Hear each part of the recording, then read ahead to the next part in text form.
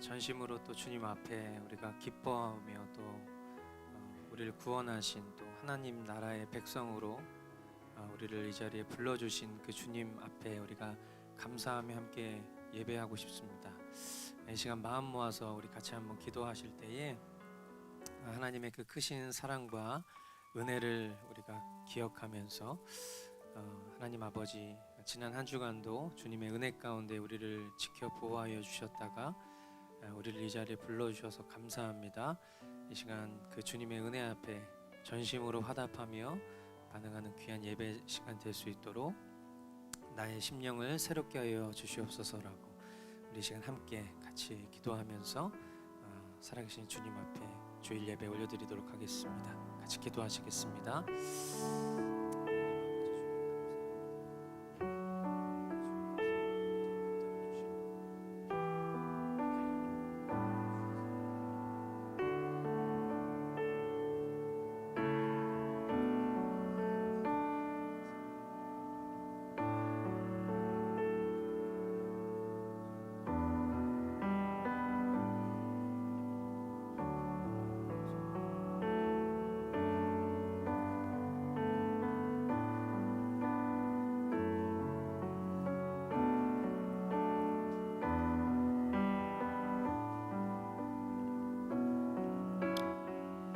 내가 산을 향하여 눈을 들리라. 나의 도움이 어디서 올까? 나의 도움은 천지를 지으신 여호와에게서로다. 여호와께서 너를 실족하지 아니하게 하시며 너를 지키시는 이가 졸지 아니하시리로다. 이스라엘을 지키시는 이는 졸지도 아니하시고 주무시지도 아니하시리로다. 여호와는 너를 지키시는 이시라. 여호와께서 내 오른쪽에서 내 그늘이 되시나니 낮에 해가 너를 상하게 하지 아니하며 밤의 달도 너를 해치지 아니하리로다. 여호와께서 너를 지켜 모든 환난을 면하게 하시며 또 내 영혼을 지키시리로다. 여호와께서 너의 출입을 지금부터 영원까지 지키시리로다. 하나님 아버지, 우리의 모든 생사화복이 주님 손에 붙들려 있음을 이 시간 믿음으로 고백하며 나아갑니다. 하나님, 우리가 주님의 그 도우심 아래 살아가고 주님의 그 보호하심 가운데 살아간다는 것이 얼마나 크고 놀라운 일인지 우리 이 자리에 모인 모든 심령들이 다 깊이 깨달아 아는 지혜를 허락하여 주옵소서. 하나님, 오늘 이 예배가 하나님 진정 기뻐 받으시는 예배 되기를 간절히 소망합니다. 주님의 도우심과 주님의 보호하심 아래 살아가는 우리 모든 백성들이 그 주님의 섬세한 섭리에 반응하며 기뻐하는 예배 되기를 소망합니다. 우리의 연약한 믿음을 새롭게 하시고 오늘 이 예배를 통해 다시 한번 주님 마음에 합한 자로 온전히 서 나아갈 수 있는 그런 귀한 시간 될 수 있도록 인도하여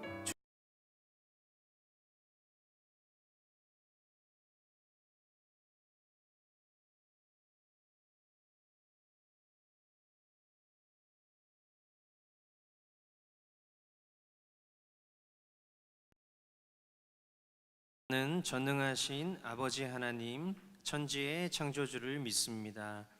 나는 그의 유일하신 아들 우리 주 예수 그리스도를 믿습니다. 그는 성령으로 잉태되어 동정녀 마리아에게서 나시고 본디오 빌라도에게 고난을 받아 십자가에 못 박혀 죽으시고 장사된 지 사흘 만에 죽은 자 가운데서 다시 살아나셨으며 하늘에 오르시어 전능하신 아버지 하나님 우편에 앉아 계시다가 거기로부터 살아있는 자와 죽은 자를 심판하러 오십니다. 나는 성령을 믿으며 거룩한 공교회와 성도의 교제와 죄를 용서받는 것과 몸의 부활과 영생을 믿습니다. 아멘. 우리 자리에 일어나셔서 함께 우리 하나님 전심으로 찬양하며 나아갔으면 좋겠습니다.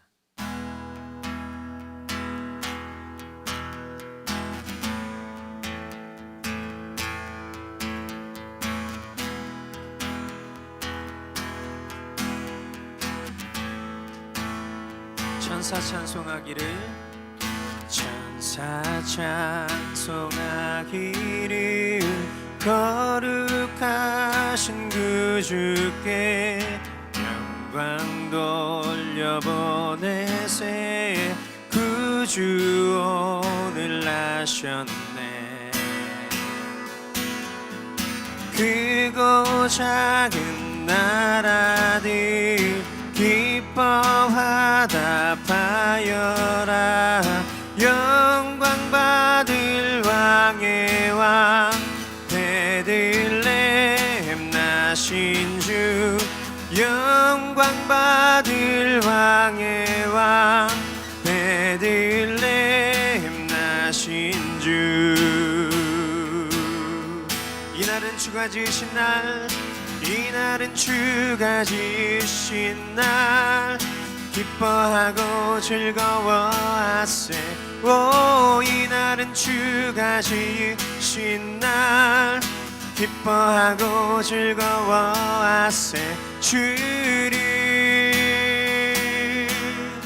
기뻐하라 주를 기뻐하라 오늘 나신 예수는 오늘 나신 예수는 하늘에서 내려와 전혀 사람 몸을 입었네 세상 모든 사람들 영원하신 주님께 영광 돌려보내며 높이 찬양하여라 영광 돌려보내며 높이 찬양하여라 의로우신 예수는 의로우신 예수 평화의 왕이시고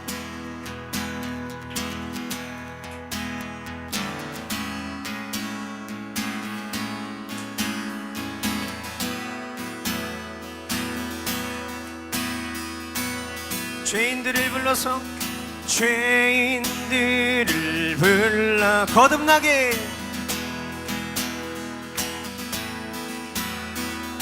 영생하게 하시니 왕께 찬양하여라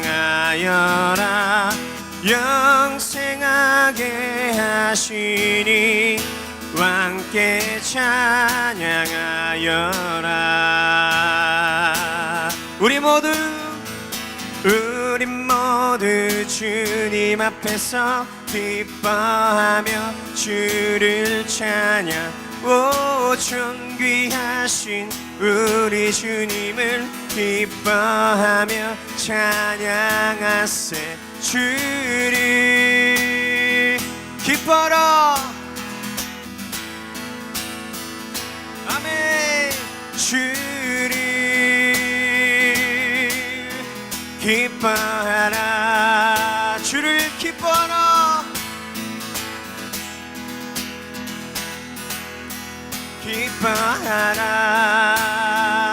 주를 기뻐하라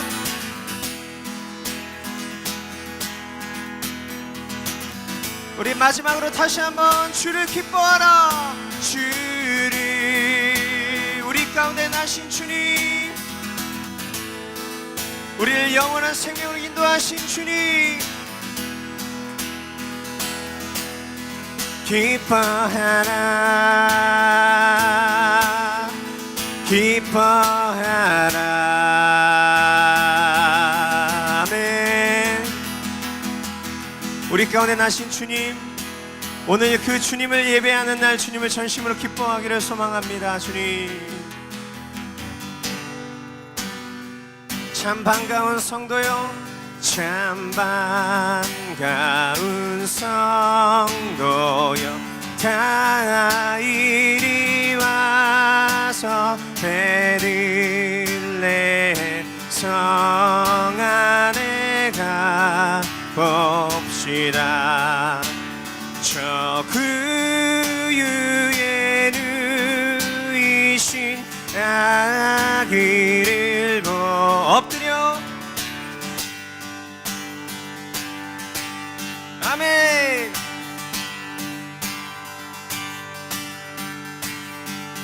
엎드려 절하세 그새 주났네. 저 천사여 저천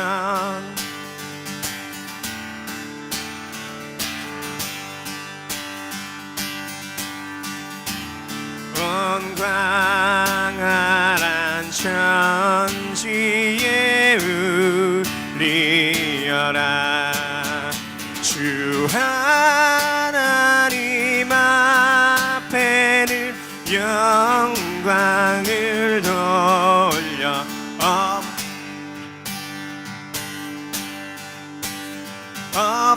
엎드려 절하세 엎드려 절하세 그새 주났네. 이 세상에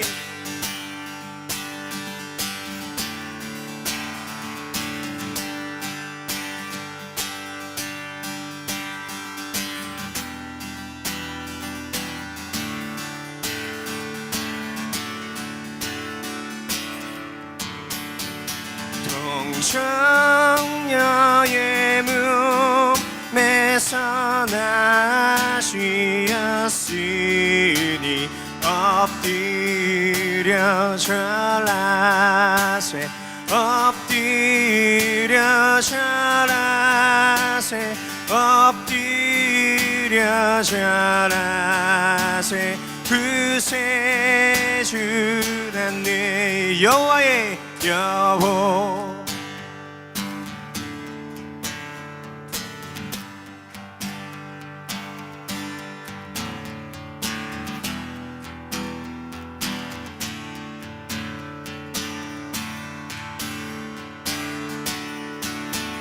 늘 감사한 찬송을 주 앞에 드려 엎드려 절하세 엎드려 절하세 엎드려 절하세 그새 주 엎드려 절하세 엎드려 절하세 엎드려 절하세 엎드려 절하세 그새 주났네.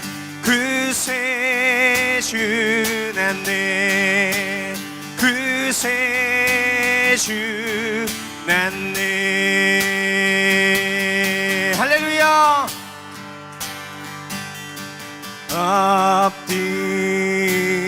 엎드려 절하세 엎드려 절하세 엎드려 절하세 그새 주났네. 엎드려 엎드려 절하 엎드려 절하세 엎드려 절하세 그새 주났네.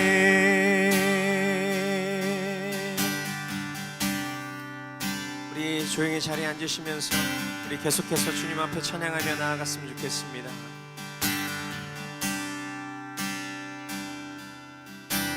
주님 큰 영광 받으소서. 홀로 찬양 받으소서. 모든 일을 위에 뛰어난 그 이름 온 땅과 하늘이 다 찬양해. 겸손하게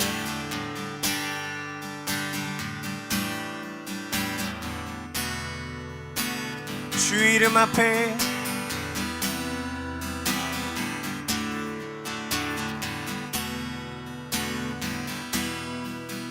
모두 절하세.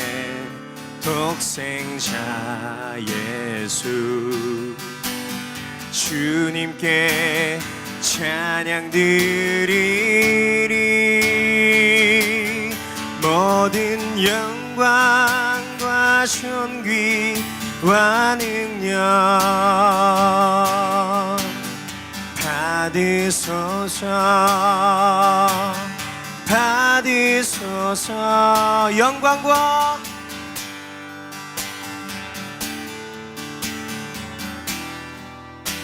주님 받으소서.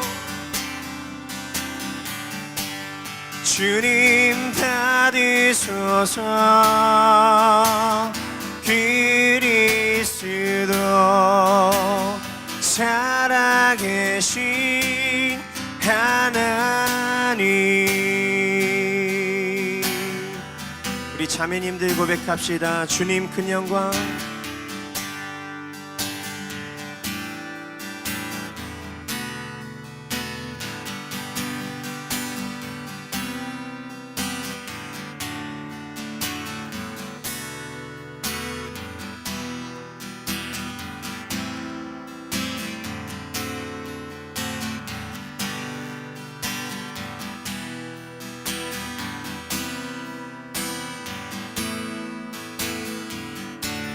우리 형제님들 겸손하게 우리 무릎 꿇고 주 이름 앞에 영광 돌리세. 모두 절하세. 독생자 예수 주님께 찬양 드리리. 모두 함께 모든 영광과 존귀와 능력 주님 받으소서. 주님 받으소서. 영광과 존귀와 능력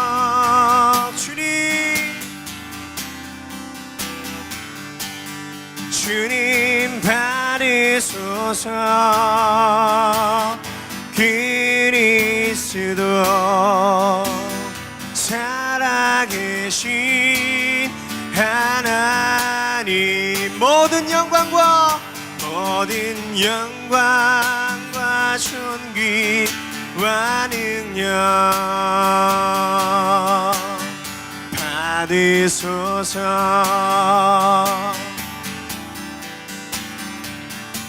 할렐루야. 영광과 존귀와 능력 받으소서. 받으소서. 그리스도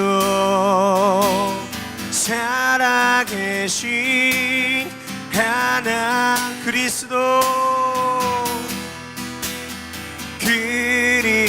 그리스도 살아계신 하나님.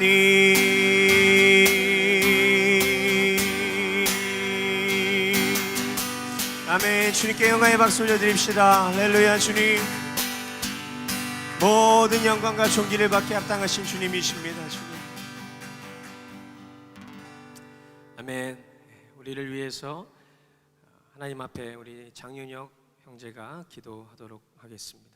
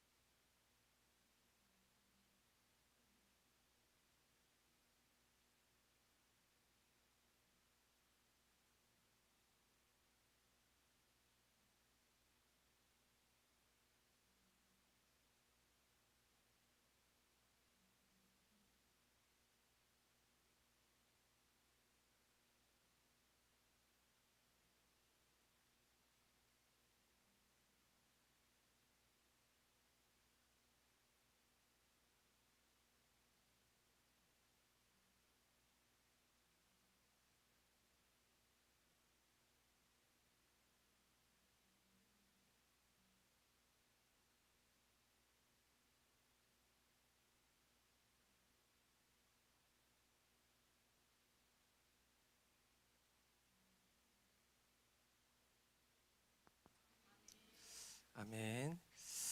예, 하나님 말씀 보겠습니다. 사도행전 10장 1절로 22절까지.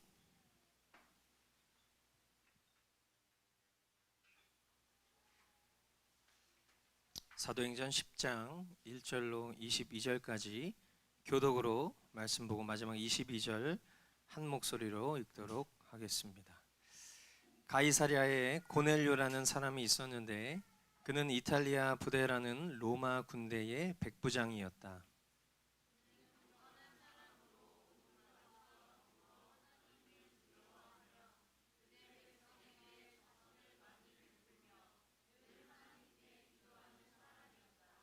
어느 날 오후 3시쯤에 그는 환상 가운데에서 하나님의 천사를 똑똑히 보았다. 그가 보니 천사가 자기에게로 들어와서 고넬료야 하고 말을 하는 것이었다.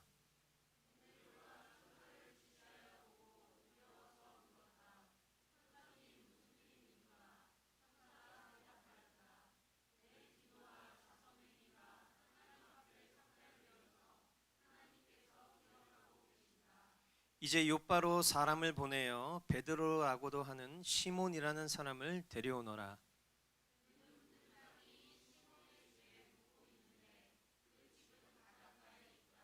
그에게 말하던 천사가 떠났을 때에 고넬료는 하인 2사람과 자기 부하 가운데서 경건한 병사 하나를 불러서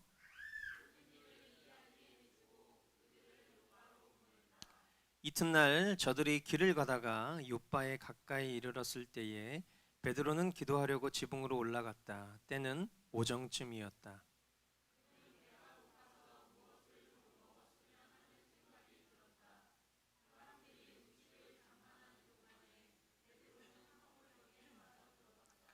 그는 하늘이 열리고 큰 보자기 같은 그릇이 내 귀퉁이가 끈에 매달려서 땅으로 드리워져 내려오는 것을 보았다.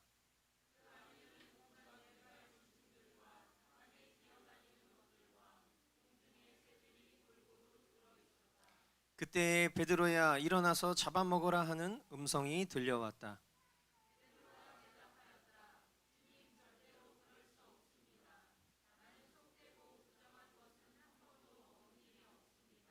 그랬더니 2번째로 음성이 다시 들려왔다. 하나님께서 깨끗하게 하신 것을 속되다고 하지 말아라.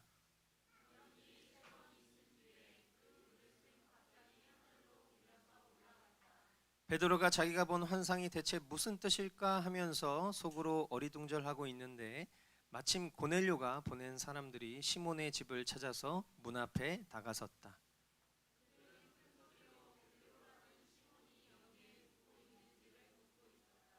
베드로가 그 환상을 곰곰이 생각하고 있는데 성령께서 말씀하셨다. 보아라, 3사람이 너를 찾고 있다.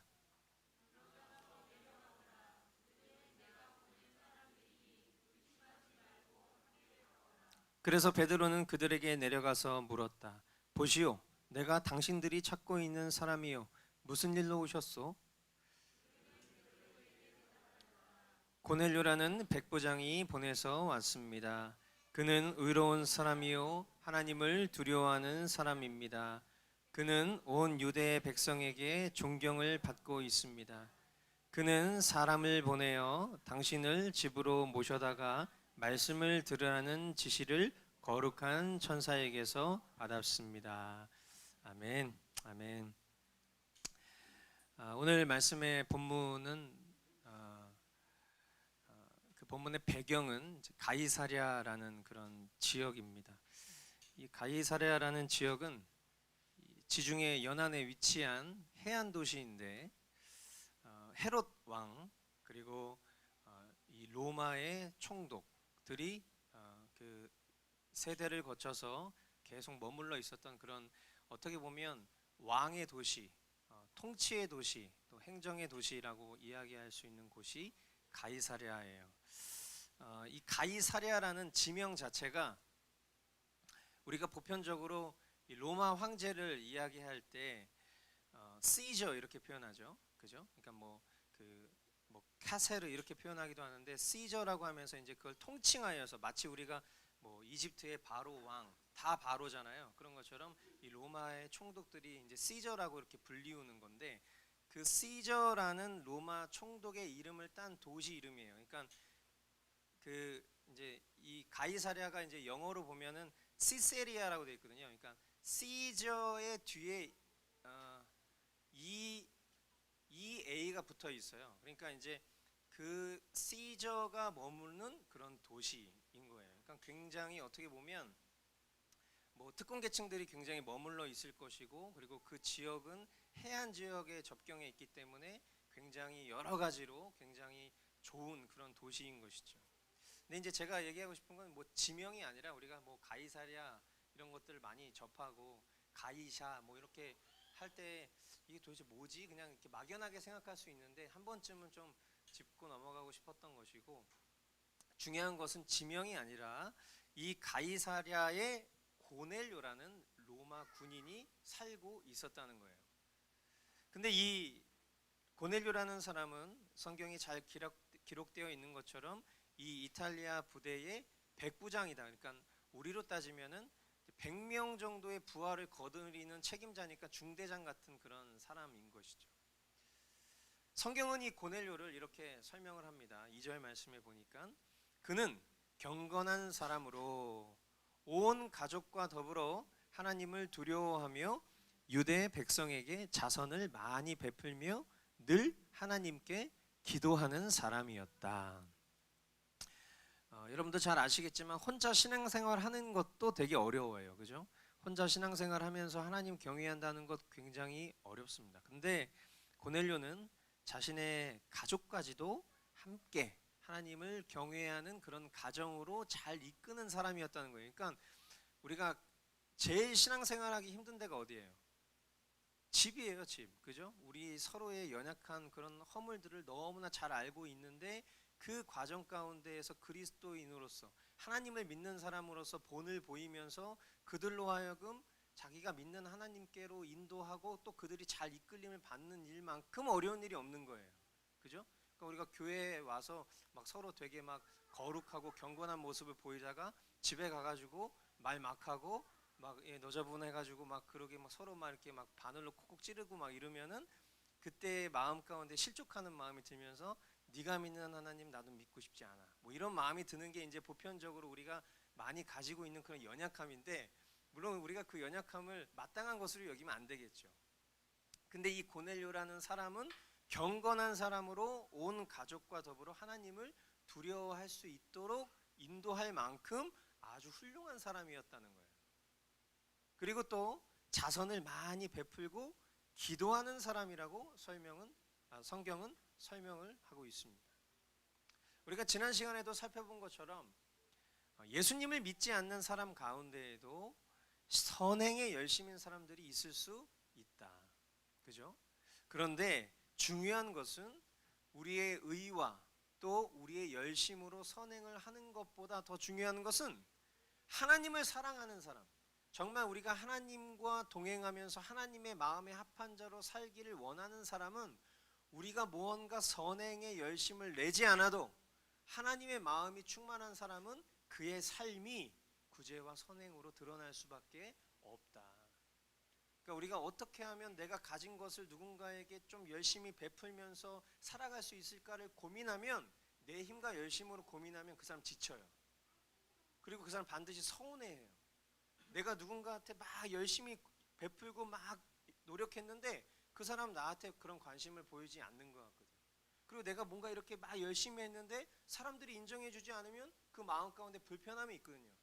자기 열심을 하면 그렇다는 거예요. 그러나 하나님을 사랑하기 때문에 그 하나님과 내 마음이 한 마음이 되어서 그 하나님의 마음으로 살아가는 사람은 정신 차려놓고 보니까 선행과 구제에 힘썼던 사람이 되어버린 거예요. 그런 사람은요, 상황과 환경과 사람들의 인정과 평판에 절대로 흔들리지 않습니다. 고넬료가 이런 사람이었다는 거예요. 말씀과 기도의 실제를 살아가는 사람이었기 때문에 평가를 받기를, 성경이 평가하기를 그는 경건한 사람으로 온 가족과 더불어 하나님을 두려워하며 유대 백성에게 자선을 많이 베풀며 늘 하나님께 기도하는 사람이었다. 아멘. 그런 고넬료가 오늘 본문 3절로 8절 말씀에 좀 길지만 한번 여러분들 눈으로 보시고 제가 읽어드리도록 하겠습니다. 어느 날 오후 3시쯤에 그는 환상 가운데에서 하나님의 천사를 똑똑히 보았다. 그가 보니 천사가 자기에게로 들어와서 고넬료야 하고 말을 하는 것이었다. 고넬료가 천사를 주시하여 보고 두려워서 물었다. 천사님, 무슨 일입니까? 천사가 대답하였다. 내 기도와 자선 행위가 하나님 앞에 상달되어서 하나님께서 기억하고 계신다. 이제 욥바로 사람을 보내어 베드로라고도 하는 시몬이라는 사람을 데려오너라. 그는 무두장이인 시몬의 집에 묵고 있는데 그 집은 바닷가에 있다. 그에게 말하던 천사가 떠났을 때에 고넬료는 하인 2사람과 자기 부하 가운데서 경건한 병사 하나를 불러서 모든 일을 이야기해주고 그들을 욥바로 보냈다. 하나님께서 살아 역사하십니다. 아멘. 그 살아 역사하시는 하나님께서 진심으로 하나님을 경외하고 그 하나님을 찾기를 소망하는 마음으로 기도하는 자들, 그런 사람들을 찾아가 주세요. 그런 사람들을 통해서 하나님은 하나님의 뜻을 이루시기를 원하십니다. 근데 이 고넬료는요, 하나님 살아계심을 늘 증명하는 그런 사람이었어요. 그의 삶으로 말이에요. 말과 글로만 그냥 사람들에게 그런 것처럼 살아내는 사람이 아니라 그를 보면 하나님 살아계심을 느낄 수밖에 없는 그런 사람이었어요. 그리고 늘 그런 사람이 자신의 어떤 안위와 만족과 자신의 어떠함을 드러내려고 노력한 것이 아니라 겸손하게 아무도 보이지 않는 곳에 들어가서 하나님 앞에 기도하는 그런 그 기도를 하나님께서 받으시고 이제 그에게 응답을 하시기를, 그 응답이 그냥 단순히 내가 바라고 소망한 것이 이루어지는 그런 소원 성취형의 응답이 아니라 하나님께서 환상을 통해서 직접적으로 나타나셔서 말씀하시는 그 경험을 하게 되는 거예요. 그리고 그 경험은, 그 환상은 어떤 초자연적인 환상, 여러분들 환상을 여러분들이 혹시 보신 적이 있는지 모르겠어요. 환상을 보거나 아니면 하나님의 음성을 들어보신 적이 있는지 모르겠어요. 하나님의 음성을 듣거나 아니면 여러분들이 병 고침을 받거나 아니면 어떤 말로 형용할 수 없는 기적을 경험한 적이 있으신지 모르겠어요. 만약에 그런 경험이 여러분들이 있으시다면 그 경험을 여러분들이 하셨을 때 여러분 어떤 마음이셨을까? 저는 과거에 환상을 본 적이 있어요. 근데 그 환상을 봤을 때 제 마음에 드는 첫 번째 태도는요, 두려움이어서 두려움. 왜? 환상을 보는 것이 평범한 일이 아니잖아요. 하나님의 음성을 듣는다라는 것은, 물론 우리는 이제 완성된 하나님의 말씀인 성경을 붙들고 살아가는 사람이기 때문에 어떤 초자연적인 역사에 우리는 의존하는 사람들이 아니에요. 하지만 어떤 환상이나 초자연적인 역사를 경험했을 때 그 사람은 존재는 신적 어떤 범접할 수 없는 어떤 존재가 나에게 임했다라는 그런 어떤 말로 형용할 수 없는 두려움이 엄습하기 마련이거든요. 그런 사람이 자신의 어떤 그런 환상과 경험들을 사람들한테 의스대면서 아니면 그것을 갈망하면서 살아갈 수는 없는 거예요. 진짜 그런 경험이 있는 사람이요. 두렵거든요. 이런 일들을 어떻게 말로 형용할 수 없으니까. 근데 이것은 어떤 신적 존재, 우리는 그 신적 존재가 누구인지 잘 알죠. 하나님이시라는 거. 그 하나님이 지금 나에게 이 모든 일들을 이루고 계시구나라는 것을 깨달았을 때 그 순간 내가 지금 괜찮나? 나 하나님 앞에 이렇게 나아가도 괜찮나? 이런 두려움이 먼저 찾아오기 마련이거든요. 어떤 이런 현상을 통해서 인간의 만족을 충족하는 것이 아니라 그 일들을 통해서 지혜 있는 자, 하나님의 마음에 합한 자는요, 이런 생각을 하기 마련이에요. 아, 하나님께서 복음의 진전을 이루기 원하시는구나. 이 모든 역사를 통해서 하나님 나에게 그 복음의 진전을 이루길 원하시는구나. 아마 성경이 기록하고 있지는 않지만 여기에 지금 나와 있는 이 고넬료도 하나님 경외하는 사람이었으니까 그 마음 가운데 분명히 그런 마음이 찾아왔을 거예요. 우리가 앞서 말씀을 봤을 때 9장에 보면 이와 같은 일들이 있었죠. 누구였죠? 사울과 아나니아, 그죠? 그리고 지금 오늘 이 본문은 그 뷰파인더가 일로 옮겨져서 고넬료와 베드로에게 동일하게 나타나는 이 하나님의 역사들은요, 결국은 우리가 잘 아는 것처럼 복음을 영화롭게 하는 목적을 향해서 급진적으로 나아가는 시발점이 되는 거죠. 아멘. 우린 그런 관점으로 이 말씀을 봐야 돼요. 환상이 있네. 성경에 환상이 있습니다. 그러니까 우리 환상을 보도록 우리 지금부터 눈을 약간 이렇게 뜨면서 빛을 잠깐 보다가, 제가 이게 웃기게 얘기하는 거죠. 예, 은사주의 교회 가면 이렇게 해요. 앞에 조명 엄청 크게 틀어놓고 그거 이렇게 보고 있다가 눈 감으라고 그래. 그러면 뭔가가 보인다고. 방언의 은사를 받고 계십니까? 자, 지금부터 따라해 주세요. 할렐루야, 할렐루야, 할렐루야, 할렐루야, 랄랄라 이러면서 방언을 하는 거예요. 성경이 얘기하는 은사와 환상과 이런 기적의 본질을 모르니까 그 표면적인 것에 심취하고 그것에 쫓아가는 그런 우둔한 모습을 보이는 거죠. 하나님 그 모습을 볼 때 얼마나 안타까우시겠어요. 하나님 환상을 보여주신 이유가 뭔데? 결국 복음을 진전시키기 위한 그 뜻인데 말이에요. 9절로 10절 말씀해 보니까 이튿날 저들이 길을 가다가 욥바에 가까이 이르렀을 때에 베드로는 기도하려고 지붕으로 올라갔다. 때는 오정쯤이었다. 그는 배가 고파서 무엇을 좀 먹었으면 하는 생각이 들었다. 사람들이 음식을 장만하는 동안에 베드로는 황홀경에 빠져 들어갔다. 이 본문은 좀 독특하고 또 좀 말씀의 어떤 거룩한 어떤 그런 뜻을 우리가 상고할 때에 가끔 우리가 놓치는 것은 이 지금 상황에 대한 이해를 우리가 놓칠 때가 있어요. 지금 이 상황이 되게 웃긴 상황이에요. 그러니까 베드로가 낮 12시가 된 거예요. 12시면 점심시간이잖아요. 그죠? 점심시간은 밥을 먹어야 되는데 기도를 하러 올라간 거예요.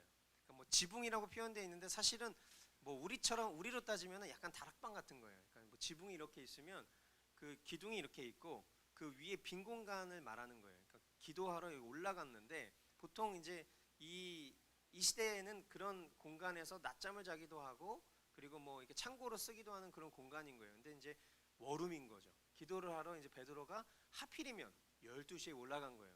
올라갔는데 이제 기도를 하려고 좀 마음을 먹고 있는데 갑자기 막 배가 고픈 거야. 그죠? 베드로 성격 아시죠? 굉장히 다혈질적이고 되게 이렇게 뭐 우리가 이해하기 쉬운 스타일로 따지면 B형 남자 같은 그런 스타일이잖아요. 그죠? 근데 이제 베드로가 이제 작정하고 기도를 하러 12시에 딱 올라가는데 갑자기 막 배가 고프니까 음식을 좀 먹었으면 좋겠다. 성경에 이렇게 기록을 하고 있어요.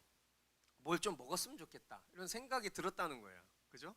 그러니까 베드로도 이런 존재니까 우리가 막 갑자기 막 힘이 막 생기지 않습니까? 우리만 그런 게 아니에요. 이 사도 베드로도 기도하려고 딱 막상 올라갔지만 주여 하면서 막 기도 열심히 한 게 아니라 딴 생각을 할 수 있었다. 뭐 좀 먹었으면 좋겠다. 10절에. 그죠? 그렇게 하는데 밑에서 스물스물 사람들이 이렇게 음식을 장만하는 소리도 들리고 막 냄새도 올라왔을 거예요. 그죠? 그러니까 배가 고프다라고 하다가 갑자기 황홀경에 빠져들어갔다는 거예요. 그러니까 황홀경이라고 하는 것은 이게 지금 꿈이야? 생시야? 이게 실제야?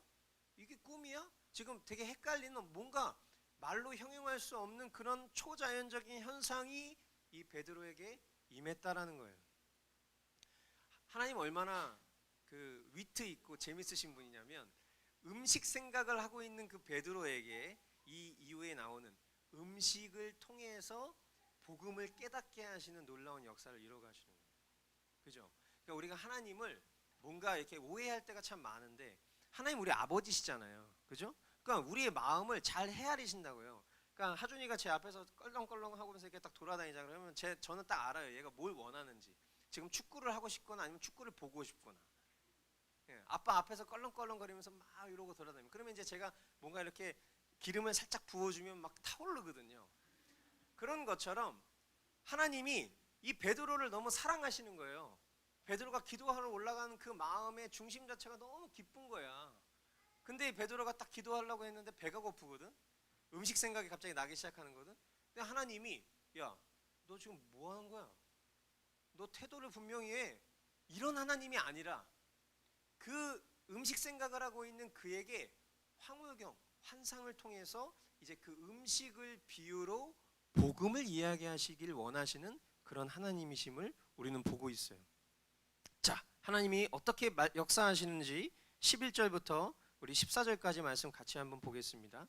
그는 하늘이 열리고 큰 보자기 같은 그릇이 내 귀퉁이가 끈에 매달려서 땅으로 드리워져 내려오는 것을 보았다. 자, 제가 읽는 동안 여러분들은 상상을 해보세요.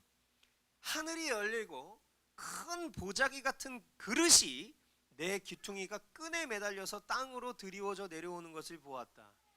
그 안에는 온갖 네발 짐승들과 땅에 기어다니는 것들과 공중의 새들이 골고루 들어 있었다. 그때에 베드로야 일어나서 잡아먹어라 하는 음성이 들려왔다. 베드로가 대답하였다. 주님, 절대로 그럴 수 없습니다. 나는 속되고 부정한 것은 한 번도 먹은 일이 없습니다. 아멘. 자, 베드로는요, 이 황홀경, 이 환상을 보기 전까지는요, 율법의 규례에 맞춰서 성경이 정결하다라고 말하는 그런 음식만 먹고 부정한 것은 먹지 않는 그런 경건한 율법주의 그리스도인이었어요. 그죠? 그러니까 이 시대 당시에 보면 율법을 그대로 지키면서 예수 그리스도를 믿는 사람들이 존재하고 있다는 거죠. 율법만 지키는 유대인이 있고요.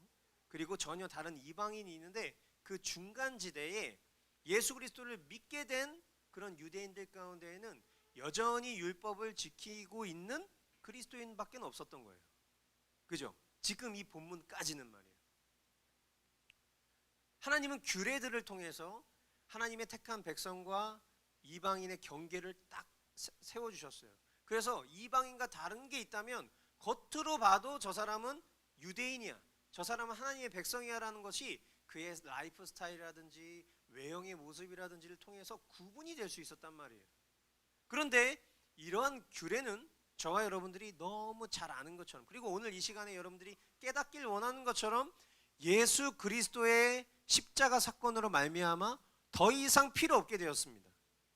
규례라는 것, 율법이라는 것은 예수 그리스도의 십자가 사건으로 인하여서 더 이상 하나님 편에서 이제 그것은 유효하지 않다라는 것을 선언해 주신 거예요.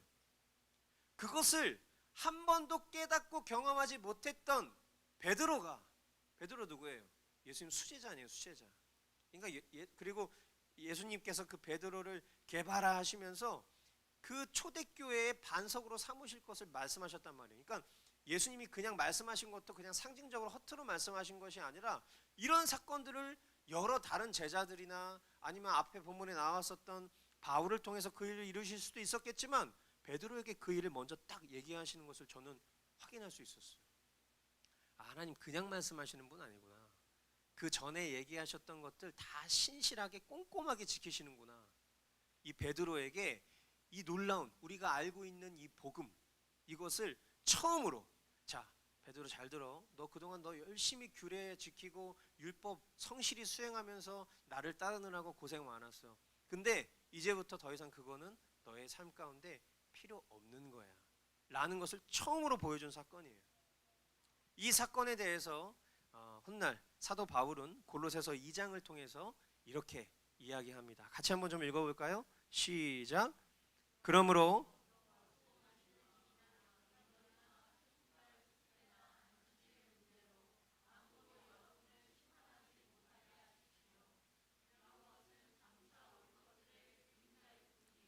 그 실체는 그리스도에게 있습니다. 아멘, 아멘. 예, 먹고 마시는 일이나 명절이나 초승달 축제나 안식일 문제로 아무도 여러분 심판하지 못하게 하십시오. 이게 이 유대인들, 하나님의 백성들, 구별된 하나님의 백성들이 하나님의 백성임을 증명하는 일들이었던 거예요. 근데 그런 일들은 뭐라고 얘기하고 있어요? 장차 올 것들의 그림자였을 뿐이다. 근데 실체가 왔다. 더 이상 그림자는 중요하지 않은 거예요. 그 실체가 뭐라고요? 이 모든 먹고 마시는 일, 명절, 지금 그 여러분 잘 아셔야 돼요. 그러니까 우리 기독교 안에도 다양한 교단이 있고 다양한 종파가 있지만 그 가운데 우리가 주의하고 조심하라고 이야기하는 최근 들어서 많은 그런 부류들이 있는데, 뭐 예를 들면 신사도 운동을 하는 사람들이라든지 아니면 뭐 세대주의자들, 그런 백투 예루살렘, 이스라엘의 회복이 돼야 예수님이 오신다라는 것을 막 주장하면서 그 이스라엘의 절기 때마다, 한국에 있는 사람들도 그 절기 때마다 이스라엘에 꼬박꼬박 막 사람들한테 엔도저 받고 막 그 헌금 받고 해가지고 그렇게 편지 보내고 해서 저 이스라엘에 가야 됩니다. 이스라엘에 왜 가는데요? 이번에 이스라엘에 샤밧 축제가 열립니다. 그 샤밧 축제를 왜 가야 되는데요? 아, 유월절 절기를 지키러 갑니다. 왜 유월절 절기를 왜 지키러 가는 것이죠? 아, 유월절 절기는요, 하나님이 거룩하다 여기신 그런 절기이기 때문에 우리 하나님 믿는 사람들 가야 돼요. 아, 그래요? 근데 예수님을 믿는데 왜 유월절 절기를 지키러 당신이 이스라엘에 가야 됩니까? 아, 당신 성경에 대해서 잘 모르시는군요. 대체 신학에 빠져 계시는군요. 이런 논리를 펴는 사람들이 있다고요. 지금 되게 많아요, 그런 사람들이. 근데 지금 성경을 보세요. 먹고 마시는 일이나 명절, 절기 말하는 거예요.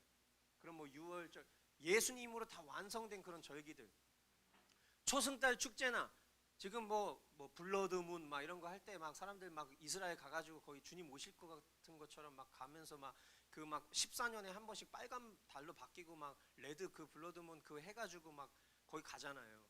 안식일 문제, 안식일 우리가 왜 지키는 거야? 우린 주일을 지키는데.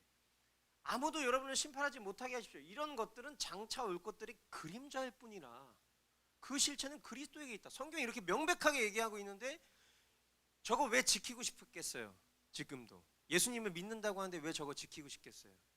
그게 존재적 죄인의 특징이에요. doing, 뭔가 하고 싶거든. 예수를 믿는 것만으로도 만족되는 게 아닌 것 같은 거야, 지금 마음 가운데. 그러니까 예수도 믿고 유대 절기도 지키고 유대 법도 지키면 완전한 그리스도인이 되는 것 같은 생각을 할 수 있다고요. 근데 그거는요, 지금 이 본문을 기점으로 해서 더 이상 중요한 게 아닌 게 돼버렸어요.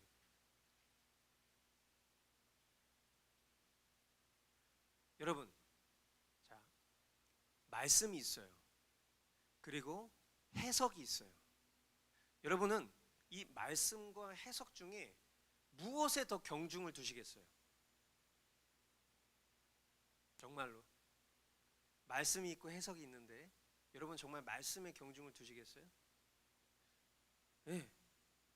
물론 말씀에 대한 바른 해석, 이게 완벽한 결론이겠죠. 그런데 우리는 말씀이 있고 해석이 있을 때 실상 뭐에 더 중점을 두는지 아십니까? 우리는 해석에 중심을 더 많이 둬요. 근데 그 해석이 그냥 해석이 아니에요. 내가 중심된 해석이에요. 말씀이 있고 해석이 있는데 우리는 말씀이 더 중요합니다라고 얘기하지만 실제로는 해석에 더 중점을 더 둘 때가 많은데 그 해석 또한 내가 중심이 된 해석일 경우가 많다. 자, 오늘 말씀을 통해서 우리가 정리를 해야 돼. 보세요. 주님이 베드로에게 말씀하셨어요. 베드로야, 일어나서 잡아먹으라 했어요. 그죠? 말씀이 선포됐어요. 주님이 베드로야, 일어나서 잡아먹어. 근데 베드로의 내가 중심된 해석은 뭐라고 얘기했는지 아십니까? 주님, 절대로 그럴 수 없습니다. 절대로. 나는 속되고 부정한 것은 한 번도 먹은 일이 없습니다. 이렇게 말했어요. 주님이 말씀하셨는데 내가 중심된 해석이 더 중요한 태도와 반응이 이렇게 나오는 거예요. 이해가 되십니까? 그러니까 주님의 말씀과 내가 중심된 해석의 이 간극이 이처럼 구별되기가 어려운 거예요. 왜? 베드로 편에서도 이 부정한 음식을 먹지 않는 행위 역시도 주님을 향한 신앙이기 때문이었기 때문에. 그죠? 그러니까 우리는 내가 이 해석한 게 주님이 기뻐하실 만한 해석이라고 믿을 때가 되게 많다고요. 근데 그것이 결과적으로 주님의 뜻과 다른 경우들이 있을 때가 더 많다고요. 근데 이것을 구분하기가 정말 어렵다는 거예요. 그러니까 여기서 다시 한번 우리가 중요하게 생각해야 될 건, 그러니까 말씀이 우리에게 늘 항상 효력이 있으려면 우리는 우리의 일상의 삶에서도 약속의 말씀이 필요해. 내가 무슨 말씀을 근거로 이 행동을 했으며 이 말씀을 내가 바르게 해석한 것이 맞는지에 대한 검증이 필요하다고. 근데 만약에 이것이 없는 판단과 이것이 없는 삶은 그거 그냥 눈 감고 그냥 길거리 막 돌아다니는 거랑 똑같은 것 같지 않아요? 주님께서 이렇게 얘기하신 거예요. 이전에 너 그렇게 지킨 거 정말 고마워. 너 정말 충성되이 그렇게 잘 지켜줘서 너무 고마워. 근데 이제는 내 뜻대로 행해. 이렇게 말씀하시게 되면은 더 이상 이전 해석은 유효하지 않게 되는 거예요. 그렇죠? 이 사건을 통해서 주님 우리에게 뭘 말씀하시길 원하시냐? 결국 주님께서는 십자가의 죽으심을 통해서 더 이상 의식법이라는 것은 지금 저런 어떤 율법과 절기 같은 것들을 말하는 거예요. 그러니까 도덕법이 있고 의식법이 있는데, 도덕법은 성경의 처음부터 오늘을 살아가는 우리에게도 동일하게 적용되는, 예를 들면 살인하지 마라. 이건 율법이니까 저는 안 지키겠습니다. 살인하겠습니다. 이런 사람 없잖아요. 그러니까 도덕법은 예나 지금이나 동일한 가치를 가지고 있는 거예요. 그러나 의식법, 예전에는 규례와 절기들을 지켰지만 이제는 더 이상 그것이 중요하지 않다. 왜? 그 모든 실체이신 예수 그리스도께서 우리의 모든 허물을 대신하여서 십자가에서 죽으심으로 말미암아 하나님의 백성과 이방인의 경계를 이제 더 이상 세우지 않고 주님의 택하신 자들이라면 유대인이나 이방인이나 모든 죄를 깨끗게 하실 수 있다. 아멘. 그리고 하나님의 백성 삼으실 수 있다. 아멘. 이것을 정리하신 아주 중요한 사건이 바로 오늘 본문인 거예요. 아멘. 자, 15절. 그랬더니 두 번째로 음성이 다시 들려왔다. 하나님께서 깨끗하게 하신 것을 속되다고 하지 말아라. 이런 일이 3번 있은 뒤에 그 그릇은 갑자기 하늘로 들려서 올라갔다. 기도하러 올라갔다가 배가 고팠어요. 근데 하나님께서 그 베드로의 마음을 딱 이해하셔서 하늘로부터 보자기 하나가 내려왔는데 그 보자기 안을 봤더니, 그 그릇 안을 봤더니 4발 달린 짐승과 기어다니는, 그러니까 4발 달린 짐승, 그러니까 이때 당시에 부정하다고 생각했던, 지금도 마찬가지지만 뭐 돼지고기, 그러니까 막 돼지가 안에 들어있는 거예요. 돼지. 그러니까 제가 몇 번 얘기했지만 우리 돼지고기 먹어도 돼요, 안 돼요? 열심히 드세요. 그럼 다만 이제 돼지고기의 지방은 축적될 우려가 있습니다. 그러니까 많이 드시면은 배둘레임 생기니까 많이 드시면 안 되겠지만, 그런 건강의 목적이 아니라면 이거 그리스도인 먹어도 되는 거예요. 왜 안 먹을까? 난 이해가 안 가, 진짜. 복음을 아는 사람인데 왜 돼지고기를 먹지 않는다는 거야? 난 이해가 안 가. 어쨌든 안에 보니까 뭐 예를 들면 뭐 돼지고기가 있고, 또 봤더니 안에 봤더니 뭐 예를 들면 뭐 미꾸라지 같은 게 막 있었겠지. 그러니까 미꾸라지는 이제 막 바닥 이렇게 기어 다니잖아요. 그러니까 이제 성경에 보면은 이제 그런 것들이라든지 뭐 조개 이런 거 먹지 말라고 구약에 옛날에 있거든. 그런 것들이 이제 있는 거야. 이거 뭐야? 난 지금 내가 먹고 싶은 거 이런 게 아니란 말이야. 나는 이런 생각 가운데 주님이 환상 가운데 나타나셔서, 야, 내가 깨끗하다고 한 거 너가 왜 속되다고 하니? 이렇게 얘기를 하시면서 이 사건을 통해서 지금 주님이 어떤 일을 이루시기를 원하시는지에 대한 힌트를 베드로에게 딱 주신 거예요. 그죠? 그러니까 그게 하나님의 뜻인 게 명백하다면 우리는 그것을 속되다라고 할 수 없다. 이거를 가르쳐주고 싶었던 거예요. 그러니까 겉보기에 남루하고 세상에서 손가락질하고 가난하고 천박하여도 우리는 그런 이들에게 복음을 전해야 하는 거예요. 아멘.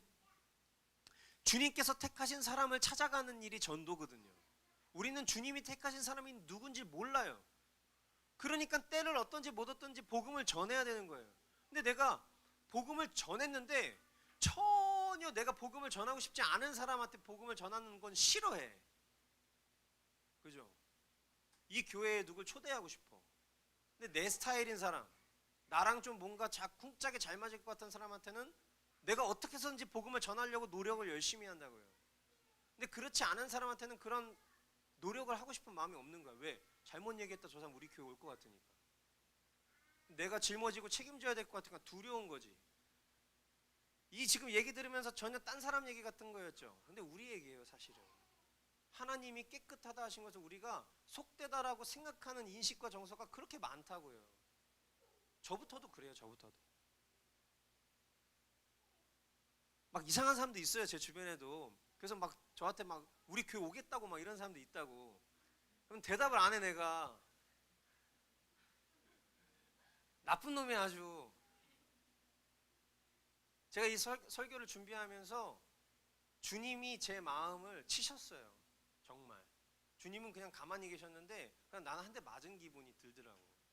아, 내 얘기구나 지금. 조금 이따가 또 그 부분은 얘기를 하겠습니다. 17절로 20절 말씀, 21절까지 베드로가 자기가 본 환상이 대체 무슨 뜻일까 하면서 속으로 어리둥절하고 있는데 마침 고넬료가 보낸 사람들이 시몬의 집을 찾아서 문 앞에 다가섰다. 그들은 큰 소리로 베드로라는 시몬이 여기에 묵고 있는지를 묻고 있었다. 베드로가 그 환상을 곰곰이 생각하고 있는데 성령께서 말씀하셨다. 보아라, 세 사람이 너를 찾고 있다. 일어나서 내려가거라. 그들은 내가 보낸 사람들이니 의심하지 말고 함께 가거라. 그래서 베드로는 그들에게 내려가서 물었다.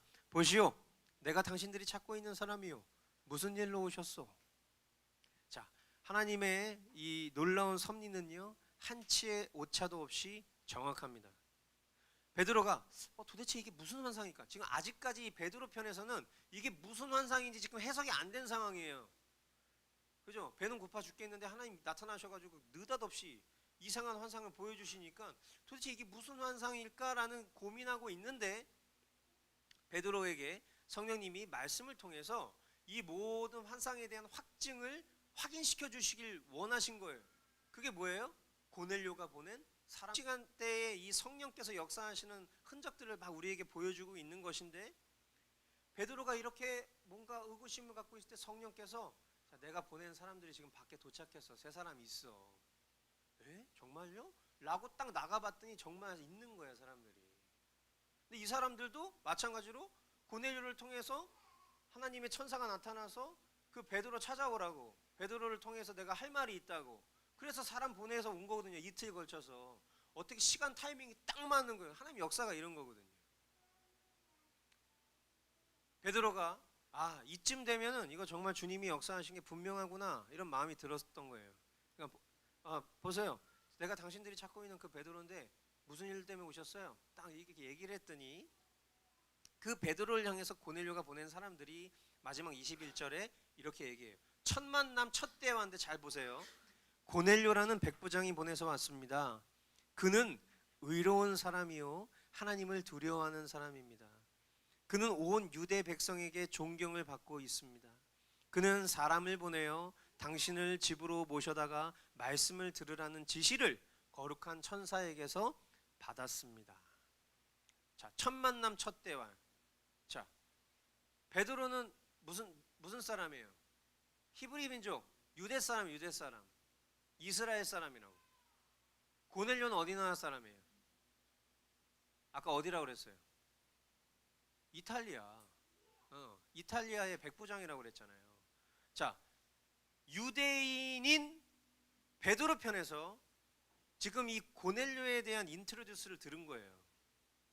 이거 어땠을까요? 잘 생각해 보세요.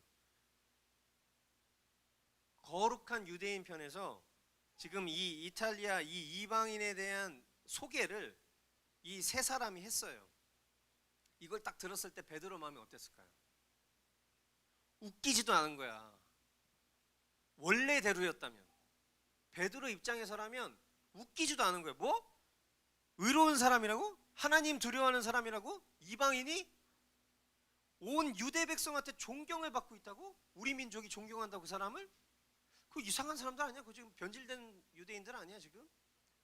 근데 거룩한 천사가 그에게 다가가서 명하기를 나를 지금 데리고 와서 말씀을 들으라고 했다고? 이 모든 상황이 앞에 본 환상이 없었더라면, 이 황홀경이 없었더라면 지금 베드로는요 그냥 뭐라는 거야? 그리고 문 탁 닫고 들어갔을 수도 있는 거예요.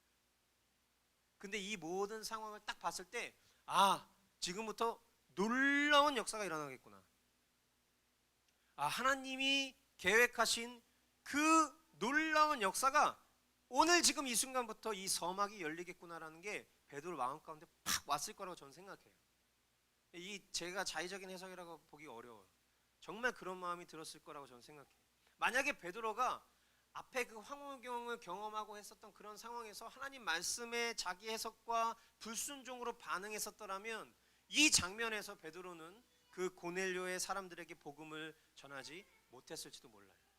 물론 하나님 어떻게 해서든지 이 일을 계획하신 거라면 막 이르치고 저렇게 치고 해가지고 결국은 갖다 놓으셨겠지만, 주님 앞에 이 베드로가 자신이 살아온 모든 그런 삶의 그런 방식을 말씀 앞에 직면하고 깨트리고 철저히 순종함으로 선택하였기 때문에 놀라운 하나님의 역사를 이루는 도구로 쓰임을 받게 된 거예요. 새로운 시각이, 새로운 패러다임이 지금 이 상황을 통해서 열리게 되는 것이죠.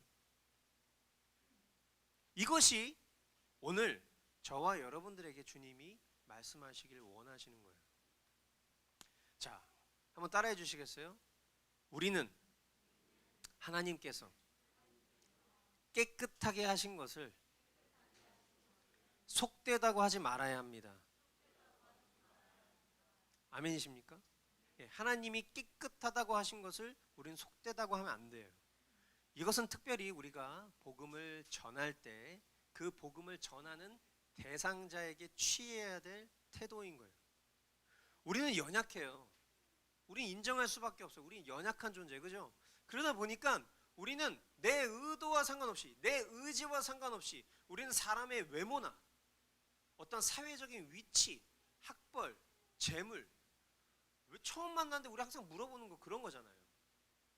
아니, 뭐 하십니까? 아니, 뭐 직급은 어떻게 되십니까? 뭐가 궁금해? 그죠? 아, 학교는 어디 나오셨어요? 왜 물어보는 거야 그거? 그거 해가지고 우린 벌써 그 사람 스펙이나 그 사람의 대충 어떤 수준인지 벌써 딱 점검이 다 돼, 그죠? 그리고 딱 이제 집에 갈 때, 헤어질 때 각자 무슨 차 타고 가는지 딱 보고, 아, 입력 오케이, 딱 저 사람 내가 계속 만나도 될 사람, 우리 교회를 좀 데리고 오고 싶은 사람, 아니면 아 뭐야 안 돼, 우리 교회 안 우리 교회 정서랑 안 어울려.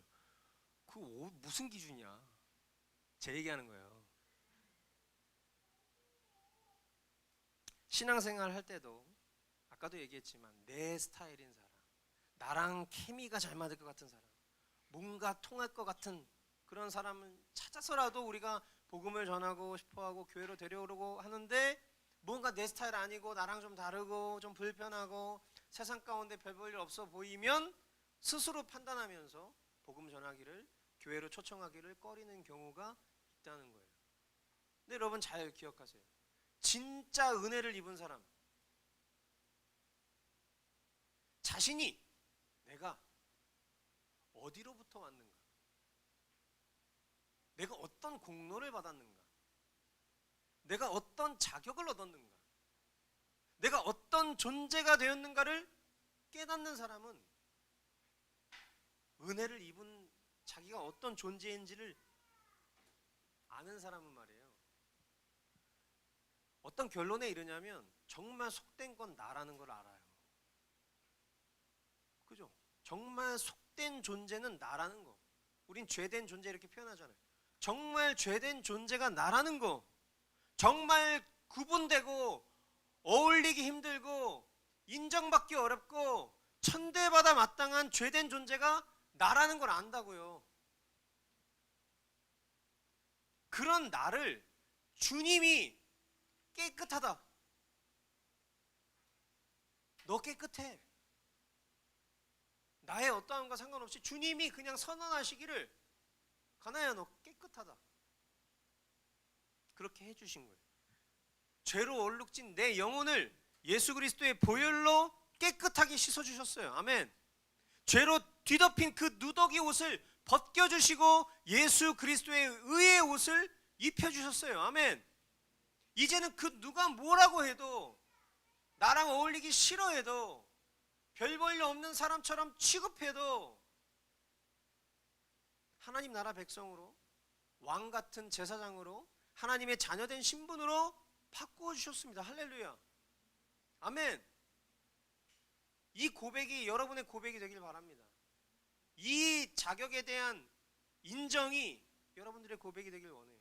그런 은혜를 입은 내가 다른 누군가를 향해서 평가하고 속되다라고 할 수는 없는 것이죠. 아멘. 이 은혜를 망각하지 않는 주님 마음과 합한 저와 여러분이 되시길 주님의 이름으로 축원드립니다. 끝으로 우리는 하나님 말씀대로 순종하며 사는 자들이 되어야 돼요. 하나님을 경외하는 자들의 일관된 태도를 우리가 성경을 통해서 계속 확인하고 있어요. 하나님을 경외한다 입술로 말하는 사람은요, 하나님 말씀을 어떻게 대하는지 그 모든 기준에 달려 있어요. 여러분, 하나님 말씀을 어떻게 대하고 계세요? 숙제처럼 대하고 계십니까? 아니면 거추장스럽고 불편한 것으로 여기고 계십니까? 제가 좀 세련되고 나이스하고 친절하게 얘기하고 싶은데 그 쉬운 일이 아니에요. 왜냐하면 제 자신을 봐도 하나님 말씀을 어떨 때는 정말 존귀히 대해서 내가 하나님 말씀 앞에 머무는 그 시간이 제일 중요한 시간이라고 여길 때가 있지만, 내 하루의 모든 잡다구니한 일들을 다 처치해 놓고 나서 맨 마지막 시간에 그냥 어쩔 수 없이 임하는 태도의 마음으로 잠자기 직전에 쓰고 올리는 그런 마음의 중심으로 하나님 말씀 볼 때가 있거든요. 그 하나님 경외하는 자의 태도라고 말하기가 되게 어려운 거예요. 솔직히 얘기했을 때. 제 얘기니까 혹시 뭐 여러분들은 그게 구별된 시간이라고 여기시면 계속 그렇게 하셔도 되는데, 저는 그럴 때가 많다. 하나님을 경외하는 사람들은요, 말씀을 읽고 말씀을 듣는 일과 기도하는 일에 전부를 겁니다. 그리고 그 말씀이 내 생각과 해석과 다를지라도 즉각적으로 아멘할 수 있는 실력이 있는 사람들이에요. 그런 이들은요, 하나님의 역사를 봅니다. 볼 수 있는 게 아니에요. 봐요. 하나님께 전부를 드리잖아요. 하나님은 우리를 향한 마음이 늘 전심이에요. 그렇기 때문에 우리가 하나님께 전부를 드리면 그 전심과 전심은 통하기 때문에 하나님 우리에게 보여주세요. 무엇에 전부를 걸고 무엇에 생명을 드려야 하는지 가르쳐 주지 않아도 반응을 하는 거예요. 말씀을 맺겠습니다. 사랑합니다, 여러분. 예, 사랑합니다. 그리고 참 존경스럽습니다. 지난 2018년 우리가 이제 다음 한 주만 지나면 이제 끝이 나는데 오늘 51주, 그죠? 제가 작년 이맘때 주님께로부터 2018년도 약속의 말씀을 받았어요. 어떤 말씀이었죠? 이 정도면 여러분들이 눈 감고 사실은 외워야 되는데, 그지? 예, 같이 한번 볼게요. 저는 그렇게 짓궂은 사람이 아니기 때문에 준비를 다 했으니까 같이 한번 읽어보겠습니다. 시작. 그리하여 우리 모두가 하나님의 아들을 믿는 일과 아는 일에 하나가 되고 온전한 사람이 되어서 그리스도의 충만하심의 경지에까지 다다르게 됩니다. 아멘. 아멘. 여러분, 이게 작년 이맘때 주님이 내년 머스트 공동체에 내가 이룰 말씀이야 라고 주신 거예요. 우리가 하나님의 아들을 믿는 일과 아는 일, 무엇으로 가능할까요? 온리예요, 온리. 다른 방법이 있을 것 같지만 다른 방법이 없어요. 하나님이 제정하신 방법은 유일한데, 하나님의 아들을 믿는 일과 아는 일은 오직 성경을 통해서만 가능한 것입니다. 아멘? 그러니까 성경을 내가 보지 않으면 하나님의 아들을 믿을 수 없고요, 하나님을 알 수 없어요. 다른 방법 없어요. 그러니까 성경을 보는 건데, 성경 보는 일에 하나가 되는 것이 결국은 우리가 올해 우리가 순종해야 될 목표였던 거예요. 근데 그것을 이루게 되잖아요. 내가 성경을 보는 사람이 되잖아요. 그럼 어떻게 되냐면 뭐라고 돼 있어요? 네, 온전한 사람이 된다는 거예요. 내가 성경을 보는 것을 통해서 하나님을 알게 되고, 그리고 하나님을 믿게 되는 온전한 사람이 될 수 있다는 약속을 받은 거예요. 약속을. 그죠? 그것은 결국에는 그리스도로 충만한 경지에 다다르는 것이라 라는 것을 주님은 우리에게 약속해 주신 거예요. 근데 제가 지난 1년을 쭉 돌이켜 보니까 이 일에 만만치 않은 진통이 있었던 거예요. 우리 공동체 안에. 그러니까 작년에 제가 이 말씀을 받았을 때 저는 통탄하고 되게 힘들었어요. 왜냐하면 이 말씀을 주님께서 이루실 건데 인간적으로 생각해 봤을 때 이 말씀이 이루어지는 건 되게 어려운 일이니까 거기서 와야 되는 그런 여러 진통과 어려움들을 감당을 해야 되는구나 이런 생각이 들었던 거예요. 근데 지금 1년을 쭉 돌이켜 놓고 보니까 제가 아까 여러분들한테 얘기했잖아요. 사랑한다고, 존경한다고. 그러니까 주님이 결국에는 갖다 놓으시더라고요. 우리 한 사람 한 사람을 말씀의 자리로. 여전히 개인의 믿음의 싸움도 있고 진통이 있지만 이 진통과 싸움은 주님 오시는 날까지 우리가 치러내야 되는 전쟁이에요. 아멘. 지금 내가 뭔가 되게 말씀 기도에 충만한 그런 태도로 임하고 있지만 그게 평생 가지가 않잖아요. 또 싸우게 될 거라고. 또 우리가 치러야 될 전쟁이라고 주님 오신 날까지. 근데 저는 되게 감사해. 그리고 여러분이 참 자랑스러워요. 이 만만치 않은 싸움에서 2018년을 마무리하는 이 시점에 여러분이 이 말씀의 응답을 보여주셨기 때문이에요. 아멘. 그리고 여전히 힘겹지만 주님 사랑함으로 몸부림치고 계시기 때문에 너무 감사해요. 우리 서로에게 한번 격려의 박수 한번 보내줍시다. 네. 그리고 우리 주님께 영광의 박수 올려드립시다. 네. 우리 이 시간 같이 좀 기도하면서 오늘 말씀을 맺기를 원합니다.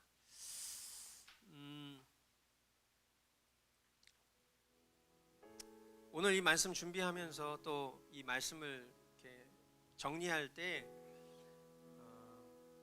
두 가지 좀 결단의 기도를 하나님께 올려드리고 마무리했으면 좋겠다라는 그런 마음을 주님 주셨어요. 첫 번째는 내가 중심된 해석과 또 내 스타일로 복음 전하지 않고 주님의 뜻으로 복음을 전하는 복음의 증인이 되게 하옵소서.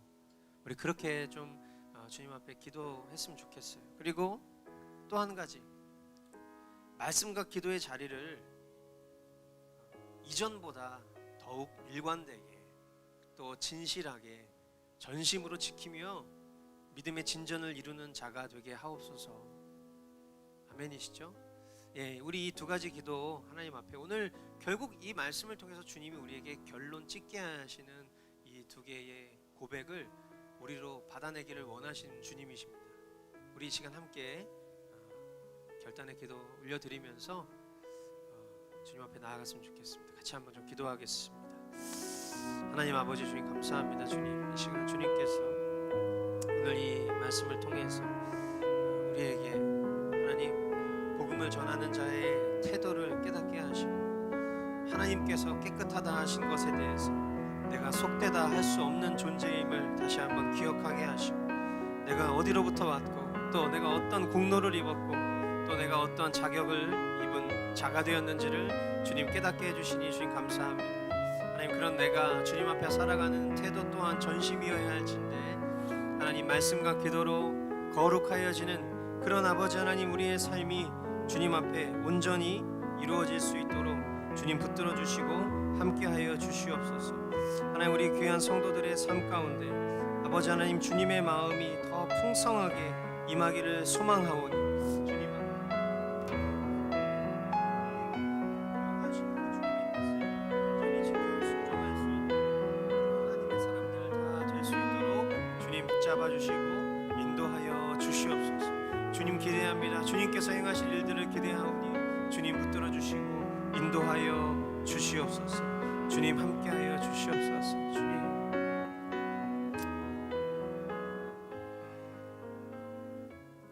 사랑하는 주님, 신실하게 지난 2018년도를 지켜 보호하여 주시고 우리의 믿음 변치 않고 주님이 허락하신 공동체 가운데 이렇게 귀한 예배로 주님 앞에 다시금 경배하며 결단케 하시니 참 감사합니다. 하나님 여전히 우리가 연약하고 부족하오나 그런 우리를 포기하지 않으시는 주님의 열심이 2019년을 기대하게 합니다. 어제보다 오늘 주님을 더 알기를 힘쓰고 오늘보다 내일 주님을 더 사랑하기를 원하는 그런 모든 성도들의 마음 될 수 있도록 도와주시고 하나님 더욱 복음의 증인된 삶의 모습으로 주님 앞에 나아가는 그런 우리 모든 지체들 다 될 수 있도록 도와주시옵소서.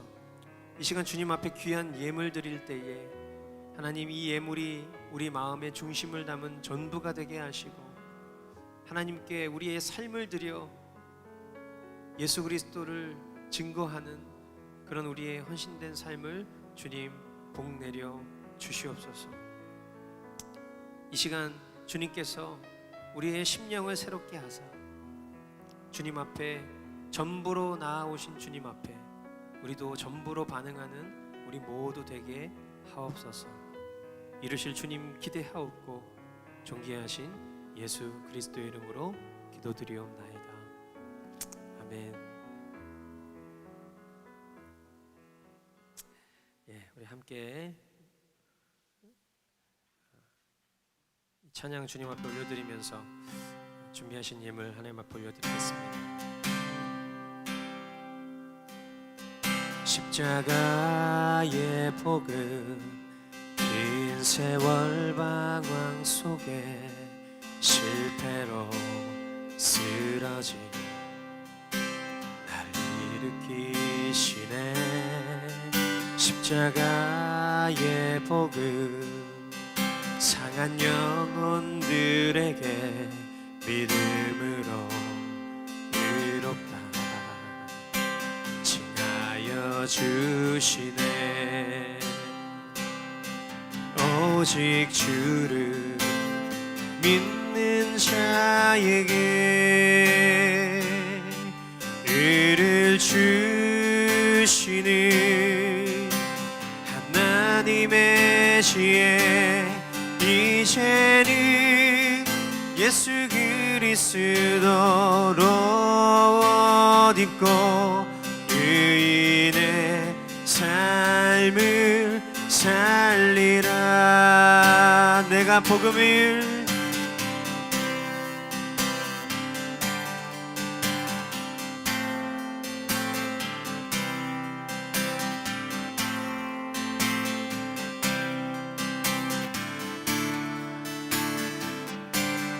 믿음으로 믿음에 이르게 하나니 오직 의인은 오직 믿음으로 말미암아 살리라. 최선도 의지로도 얻을 수 없는 모든 걸 이루신 십자가의 주와 죽고 살았네. 그분의 의가 내 의가 되었네. 오, 난 믿네. 오직 믿음에서 믿음으로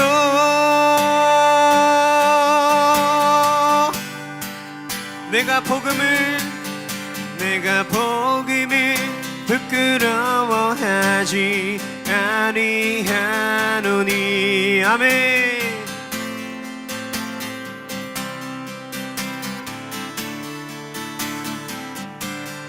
믿음으로 믿음에 이르게 하나니 오직 의인은 오직 믿음으로 말미암아 살리라. 오직 의인은 오직 믿음으로 말미암아 살리라. 믿음으로 말미암아 살리라. 우리 주님께 영광의 박수로 나아갑시다. 우리를 이끄실 주님만 기대합니다. 주님. 아멘, 아멘, 아멘.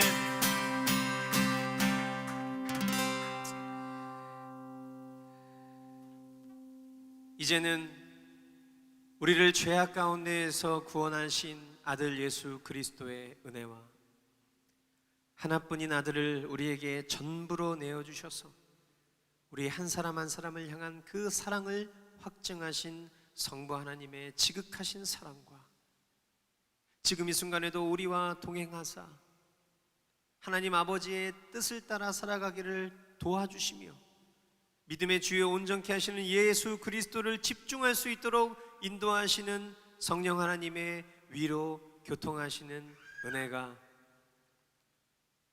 주님이 깨끗하다 하신 것을 내가 속되다 할 수 없다는 것을 깨닫게 하시고 나의 삶의 선교지로 나아가 때를 얻든지 못 얻든지 복음을 전하기를 다짐하고 결단하는 고개 숙인 모든 성도들 머리머리 위와 오늘 특별히 이 자리를 찾은 우리 귀한 서현덕 어린이 그리고 그 가정 머리 위에 이제로부터 영원까지 함께 있을지어다.